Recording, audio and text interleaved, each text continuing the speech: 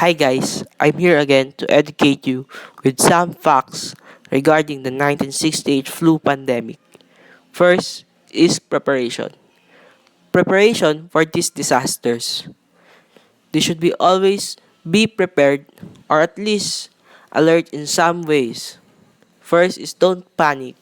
Just calmly relax and think about your next steps and be always prepared for the worst case scenario and keep the distance between people because it has a high chance of getting caught by this disease. Should also not do panic buying and instead buy the necessary supplies you need for you and your family. Now, let's start about what the 1968 pandemic flu is composed of. The 1968 pandemic was caused by an influenza, a virus comprised of two genes from an avian influenza, including H3 hemagglutinin, but also contained N2 neuraminidase from 1957 H2N2 virus. Did you know that 1968 flu pandemic is also known as Hong Kong flu pandemic of 1968 because it was recorded that the outbreak appeared on July 13, 1968 in Hong Kong. There are some possibilities that the outbreak actually began on China before spreading to Hong Kong, but this is still unconfirmed. During the pandemic, in just 2 weeks, in July, there are already 500,000 cases of illness reported, and by the end of July in 1968, the outbreaks are reported in Vietnam and Singapore. By September, the flu finally reached India, Philippines, Northern Australia, and Europe.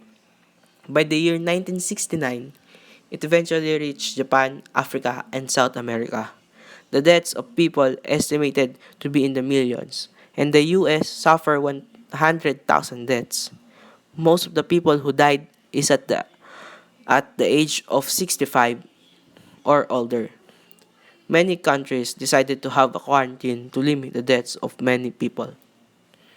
In Berlin, the number of deaths led to corpses piled up being stored in subways tunnel. And in West Germany, garbage collectors had to bury the dead due to insufficient undertakers. The deaths registered to be 60,000 from both East and West Germany. In some areas of France, half of the workforce was bedridden. The 1968 flu pandemic caused illness of varying degrees of severity in different populations. Countries with only small numbers of people outside affected in Japan, it was widespread and deadly in the United States. Infection caused upper respiratory symptoms typical of influenza and produced symptoms of chills, fever, and muscle pain and weakness. These symptoms usually persisted for between 4 and 6 days.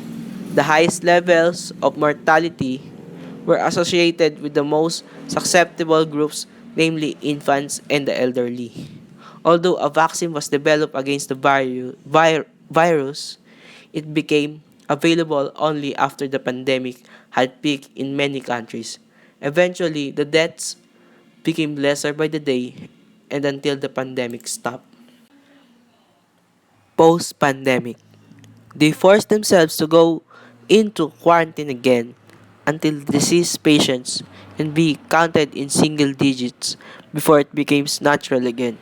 Nowadays, people tend to distance in a crowd of people to avoid getting infected. But this is not effective at all. So the government decided to have a curfew to lessen the people of being infected.